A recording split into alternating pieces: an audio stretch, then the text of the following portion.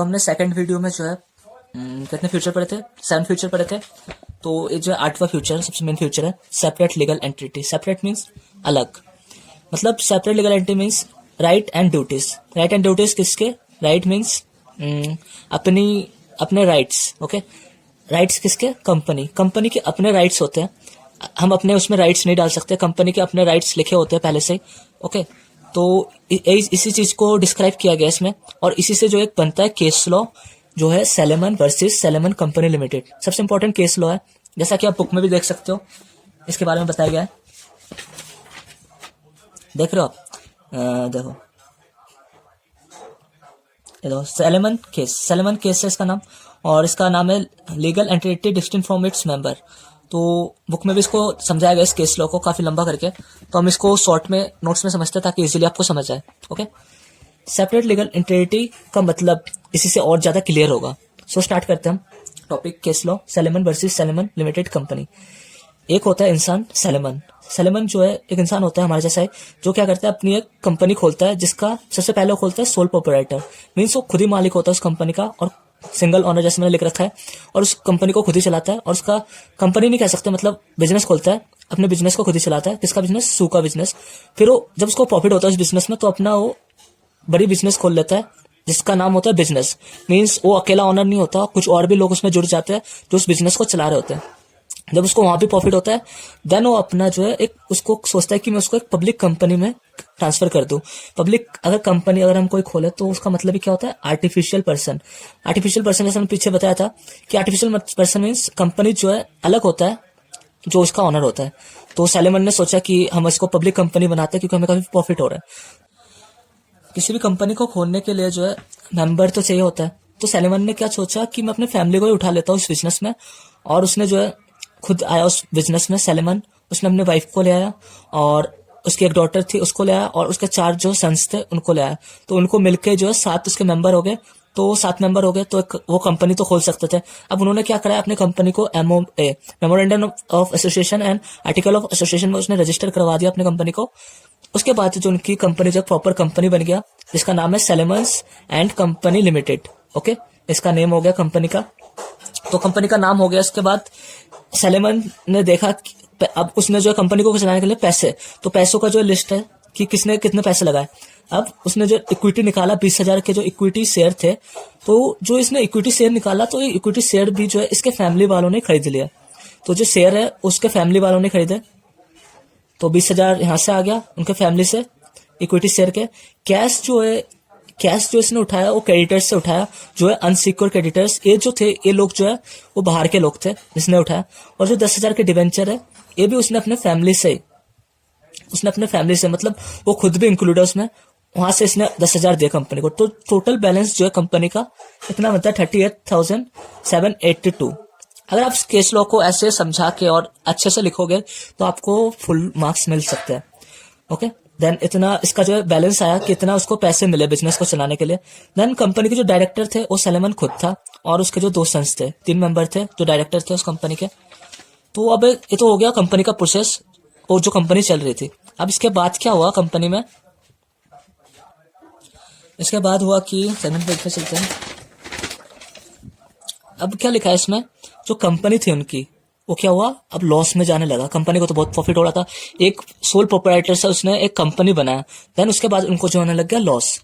अब उनको जब लॉस होने लग गया तो उन्होंने सोचा यहाँ से प्रॉफिट तो है नहीं, तो उन्होंने क्या किया, लिक्विडेशन मतलब क्या होता है, बंद करना कंपनी को। उन्होंने सोचा हम अपने कंपनी को बंद कर देते हैं क्योंकि यहाँ कोई प्रॉफिट ही नहीं है।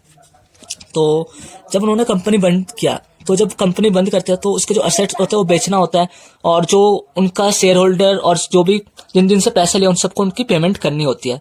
तो अब कंपनी ने क्या किया, असेट्स को बेच के आफ्टर सेल ऑफ असेट्स जो वैल्यू आई वो 6,050 था, जो उनका असेट्स बेच के आया। तो ये कम लग रहा है बट डॉलर में था वो तो ज्यादा ही होगा उनकी कंट्री में।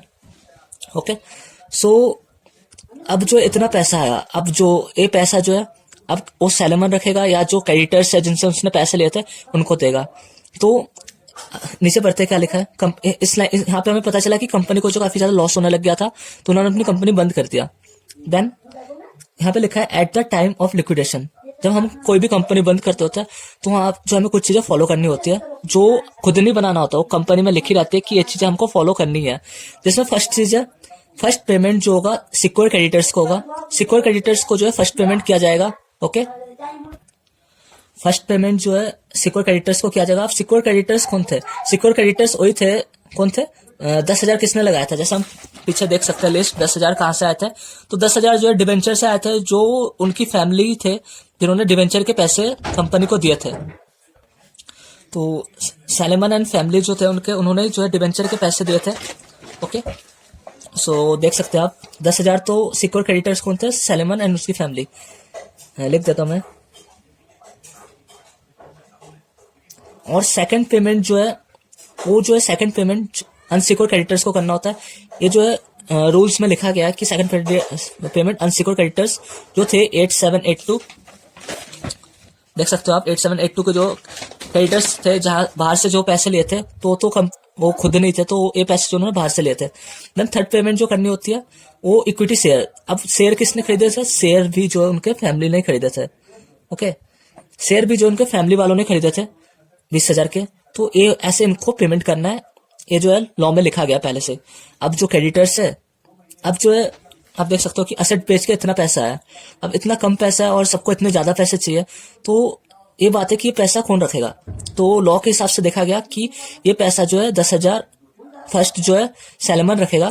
तो सैलेमन ने सारा पैसा अपने पास रख लिया, और ये जो है क्रेडिटर्स इनको तो कुछ दिया ही नहीं है। सारा पैसा तो नहीं, मतलब 6,000 रखे और जो 4,000 बच गए, अगर उनको और कहीं से पैसा मिलेगा कंपनी का तो 4,000 भी मिलेगा। तो फर्स्ट पेमेंट इन्हीं को मिलेगा। आफ्टर इनके पेमेंट के बाद इनको मिलेगा, जो अनसिक्योर क्रेडिटर्स जो बाहर के थे। देन जो शेयर होल्डर है उनकी फैमिली, उन्हीं को मिलेगा। अब शेयर होल्डर बाहर के भी होते हैं, बट इन्होंने अपने फैमिली में वो शेयर खरीद और बेच दिए। ओके, देन अब तो क्रेडिटर्स जो थे, अनसिक्योर क्रेडिटर्स बना रहा, तो उनको आया गुस्सा। उन्होंने कहा हमें तो कुछ पैसे मिल नहीं रहा, इतना उनको असेट्स बेच के जो उनको कमाई हुई उन्होंने जो है खुद ही अपने पास रख लिया, और आगे जो पैसे मिलेंगे तो वो भी 4,000 रखेंगे, उसके बाद हमें देंगे। तो उन्होंने क्या कर दिया, कोर्ट में जाके केस कर दिया। और जब कोर्ट में गया केस, तो कोर्ट ने क्या किया, separate legal entity, separate legal entity जो टॉपिक का नाम है, इसी से पढ़ा। कोर्ट ने कहा कि कंपनी के जो अपने रूल एंड रेगुलेशन होते हैं, क्या rule and regulation? First payment secure creditors, second unsecure creditors, third equity share. मतलब जब इसकी पेमेंट हो जाएगी क्रेडिटर्स की, देन आपको मिलेगा, फिर शेयर वालों को मिलेगा। तो जो क्रेडिटर्स थे उनको कोई फायदा नहीं होगा केस करने का, क्योंकि उनको तो पैसे बाद में मिलने होंगे। अगर क्रेडिटर्स मतलब सैलेमन और उसके फैमिली को 10,000 मिलने के बाद ही उनकी पेमेंट की जाएगी। तो कोर्ट ने जो है कोर्ट ने क्या उनकी बात को नहीं सुना और सैलेमन केस जीत गया। तो ये था सैलेमन जो केस लॉ है, काफी इंपॉर्टेंट केस लॉ है, ये तो आता ही है एग्जाम में। अब देख सकते हो सेपरेट लीगल एंटिटी आ रखा है, और यहाँ भी था सेपरेट लीगल एंटिटी। काफी क्वेश्चन बनते हैं सेपरेट लीगल एंटिटी के, जैसे कि आप देख सकते हो इन क्वेश्चनों में। Okay, thank you second video के लिए।